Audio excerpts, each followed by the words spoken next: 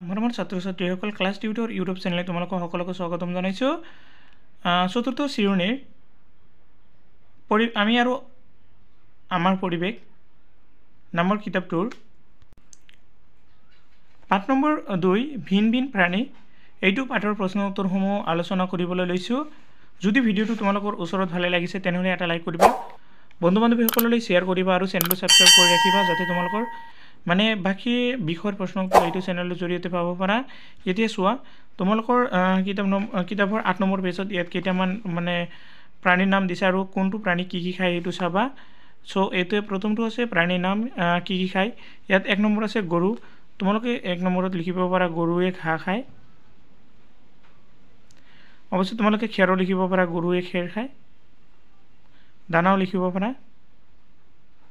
তাৰপিছত ছাগলীয়ে ঘাঁহ খায়। তাৰপিছত গছৰ পাত দিব পাৰা।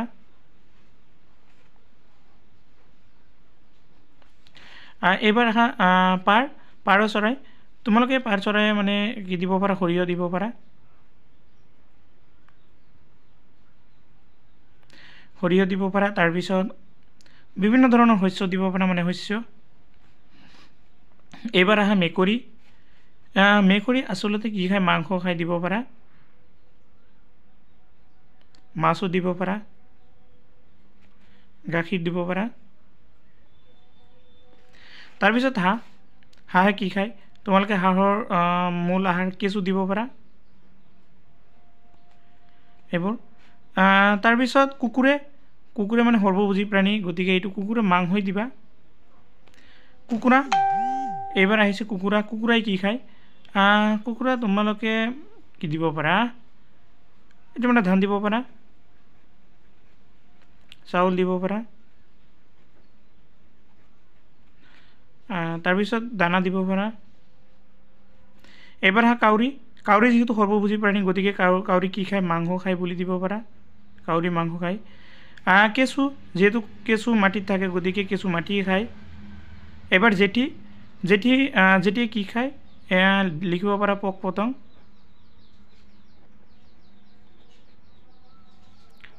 খায়। এবাৰ আহোঁ ওপৰলৈ চোৱা কি কৈছে। এন্দুৰে কি খায়, এন্দুৰে মূলতঃ তোমালোকে কি দিব পাৰা, এন্দুৰে ধান খায় বুলি দিব পাৰা। এইবাৰ সাপৰ মূল খাদ্য হৈছে ভেকুলী, গতিকে ভেকুলী দিব পাৰা। এইবাৰ বান্দৰে কল খায়, তোমালোকে সকলোৱে জানা এইটো, বান্দৰ কল। তাৰপিছত আছে শামুক কি খাব পাৰে, শামুকে এইটো যিহেতু শামুক পানীত থাকে গতিকে শামুকে পানী খাই দিব পাৰা। ঘোঁৰা ঘাঁহ খায়। শগুন দিছে মৰাশ। হাতী কলগছ।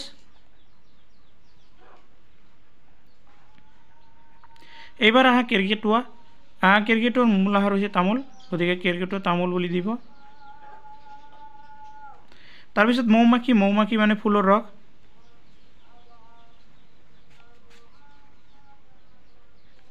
তাৰপিছত বগলী মাছ খাই দিব পাৰা। তোমালোকৰ কিতাপৰ পৃষ্ঠা 9 নম্বৰ পৃষ্ঠাত কি আছে, ইয়াতে চাবা তৃণভোজী প্ৰাণী, মাংসভোজী প্ৰাণী, সৰ্বভোজী প্ৰাণী এইটো লিখিব দিছে। গতিকে তোমালোকে তৃণভোজী প্ৰাণী কি লিখিব পাৰা। ইয়াতে গৰু, তাৰপিছত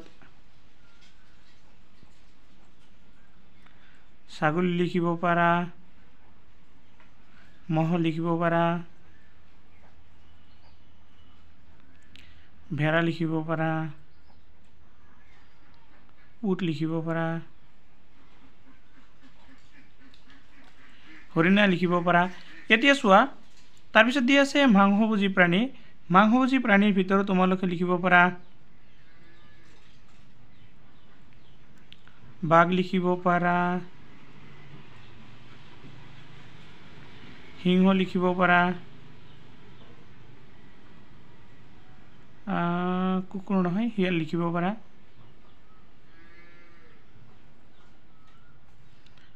শিয়ালৰ পিছত আৰু কি লিখিব পাৰা,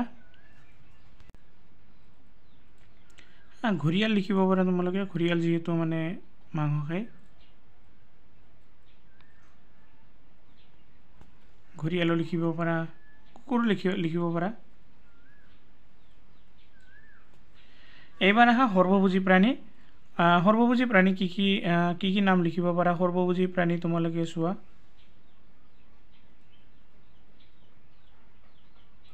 কুকুৰ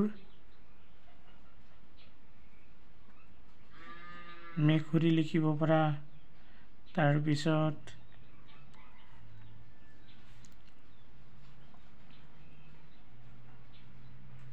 ভালুক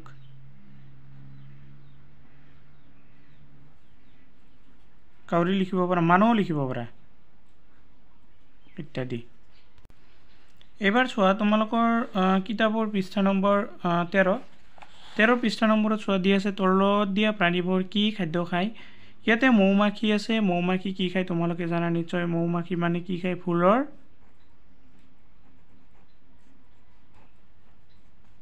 ৰস মৌমাখিয়ে ফুলৰ ৰস খায় তাৰপিছত মকৰাটো জানাই যেহেতু জাল পাতি থাকে মকৰাই জাল পাতি মানে পোক পতংগ ধৰি খায় বিশেষকৈ মাখি ইয়াৰ মূল আহাৰ পখিলাও ফুলৰ ৰস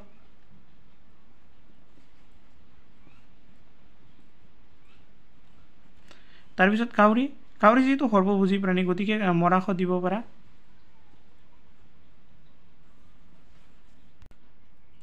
এইবাৰ আহা তোমালোকৰ কি কৈছে বনাঞ্চলসমূহ থকা জিলাসমূহৰ নাম সো এইটো মানে যেহেতু ঠাই কমকৈ দিছে মই মেপত তোমালোকক দেখাই দিছোঁ কেনেকৈ লিখিব পাৰা ইয়াতে চোৱা প্ৰথমত আছে সোণাই ৰূপাই অভয়াৰণ্য এইটো তোমালোকে শোণিতপুৰ জিলাত দিবা তাৰপিছত আছে ভালকৈ চোৱা বৰদৈবাম বিলমুখ পক্ষী উদ্যান এইটো আছে লখিমপুৰ জিলাত তাৰপিছত ডিব্ৰু চৈখোৱা ৰাষ্ট্ৰীয় উদ্যান এইটো তিনিচুকীয়া আৰু ডিব্ৰুগড় জিলাৰ মাজত আছে কাজিৰঙা ৰাষ্ট্ৰীয় উদ্যান এইটো গোলাঘাট জিলাত আছে জাতিংগা পক্ষী উদ্যান তোমালোকে ডিমা হাছাও জিলাত দিবা পবিতৰা অভয়াৰণ্য আৰু দীপৰ বিল পক্ষী উদ্যান এইটো আছে ক'ত কামৰূপ মহানগৰত আছে এইকেইটা আৰু পবিতৰাটো আছে তোমালোকৰ মৰিগাঁও জিলা আৰু দীপৰ বিল আছে কামৰূপ মহানগৰত এইটো ভালকৈ মানে লিখি ল'বা বহীত এইবাৰ আহা অনুশীলনী প্ৰশ্ন উত্তৰলৈ তোমালোকৰ অনুশীলনীৰ প্ৰথমটো প্ৰশ্ন উত্তৰ লিখা মই উত্তৰবিলাক দি আছোঁ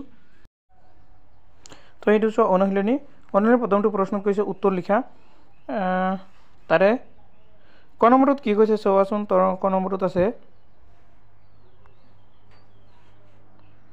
মানুহ কিয় সৰ্বভোজী প্ৰাণী বুলি কোৱা হয় উত্তৰটো চোৱা কি কৈছে মানুহ সৰ্বভোজী প্ৰাণী বোলাৰ কাৰণ মানুহে খাদ্যৰ বাবে উদ্ভিদ আৰু প্ৰাণীৰ উভয়ৰে ওপৰত নিৰ্ভৰ কৰে খ নম্বৰ প্ৰশ্নত কৈছে মাংসভোজী প্ৰাণী কাক বোলে উত্তৰটো হৈছে যিবোৰ প্ৰাণীয়ে মাংস খাই জীয়াই থাকে তেনে প্ৰাণীবোৰক মাংসভোজী প্ৰাণী বুলি কোৱা হয় যেনেকুৱা বাঘ সিংহ আদি এইবোৰ হৈছে মাংসভোজী প্ৰাণী এইবাৰ গ নম্বৰ প্ৰশ্নত কৈছে তৃণভোজী প্ৰাণী কাক বোলে উত্তৰটো চোৱা যে কৈছে যিবোৰ প্ৰাণীয়ে ঘাঁহ বন গছৰ পাত আদি খাই জীয়াই থাকে তেনে প্ৰাণীবোৰক তৃণভোজী প্ৰাণী বোলে যেনে গৰু ছাগলী আদি এইবোৰ হ'ল তৃণভোজী প্ৰাণী তাৰপিছত ঘ নম্বৰ প্ৰশ্ন কৈছে প্ৰাণীক বাসস্থানৰ কিয় প্ৰয়োজন উত্তৰটো চোৱা কৈছে ৰ'দ বতাহ বৰষুণ আৰু হিংস্ৰ প্ৰাণীৰ আক্ৰমণৰ পৰা ৰক্ষা পাবলৈ প্ৰাণীক বাসস্থানৰ প্ৰয়োজন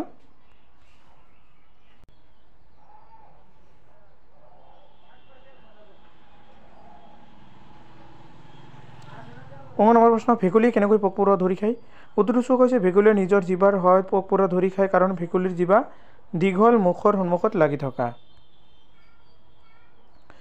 6 নম্বৰ প্ৰশ্নত কৈছে প্ৰাণীক আহাৰৰ কিয় প্ৰয়োজন একদম সহজ প্ৰশ্ন এইটো মানে কি কেনেকৈ লিখিবা যে প্ৰাণীৰ দেহ গঠন হ'বলৈ আহাৰৰ প্ৰয়োজনৰ লগতে প্ৰাণী জীয়াই থাকিবলৈ আৰু শক্তি পাবলৈ আহাৰৰ প্ৰয়োজন দ্বিতীয় 6 নম্বৰ প্ৰশ্ন টকৰা চৰাই কেনেকৈ বাহ সাজে উত্তৰটো কৈছে যে টকৰা চৰাই কেঁচা দীঘল বন নাৰিকেল খেজুৰ কলগছৰ আদিৰ পাতৰ আডালৰ গুৰিটো খামুচি ধৰি ঠোঁটেৰে আডাল পকাই মিহিকৈ বাহটো গুটি লয় জ নম্বৰ প্ৰশ্নত কৈছে চোৱা মাছে কোন ঠাইত বাসস্থান হিচাপে ব্যৱহাৰ কৰে উত্তৰটো কৈছে কিছুমান মাছ পানীত থকা জোপোহা উদ্ভিদ মেটেকা আদিত বাস কৰে শিঙি মাগুৰ কুচিয়া চেঙেলী আদি মাছ গাঁতত সোমাই থাকে নদীত থকা শিলগৰীয়া মাছে শিলৰ ফাঁকত আশ্ৰয় লয় ঝ নম্বৰ পৰিভ্ৰমী চৰাইবোৰ কিয় দেশ বিদেশ ঘূৰি ফুৰে উত্তৰটো চোৱা পৰিভ্ৰমী চৰাইবোৰ দেশ বিদেশ ঘূৰি ফুৰে কাৰণ ইহঁতে খাদ্যৰ সন্ধানত নাইবা নিজে বসবাস কৰা অঞ্চলৰ অতিপাত গৰম নাইবা শীতৰ প্ৰকোপ সহ্য কৰিব নোৱাৰি দেশ বিদেশ ঘূৰি ফুৰে আৰু তোমালোকৰ 2 নম্বৰ প্ৰশ্নটো চোৱা 2 নম্বৰ প্ৰশ্নত কি কৈছে শুদ্ধ উত্তৰটো বাছি উলিওৱা তাৰ ক নম্বৰটো কৈছে যে টুনি কুলি বুলবুলি চৰাই বা নাহাজে তোমালোকে পাই আহিছে যে কুলি চৰাই বা নাহাজে কুলি চৰাই কাউৰীৰ চৰাইতে মানে কাউৰী চৰাইৰ বাহতে বাহ সাজি মানে কি কৰে কণী পাৰি পোৱালি যোগায় খ নম্বৰ আছে ধৃতৰাজ বুলবুলি ময়ূৰবিধ পৰিভ্ৰমী চৰাই এইটো তোমালোকে মানে ধৃতৰাজ দিব পাৰা দেশ বিদেশৰ পৰা অসমলৈ পৰিভ্ৰমী চৰাই চাবলৈ অহা লোকক কি বোলে পৰ্যটক বুলি কোৱা হয়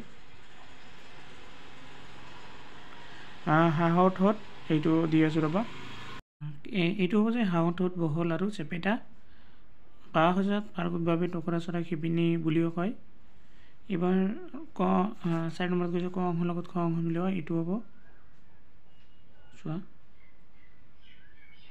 কণামুচুৰীয়া মাছ খায় চিলনীয়া মাংস খায় হাঁহে শামুক খায় আৰু ভাটৌৱে ফল মূল খায় এইটো লিখিবা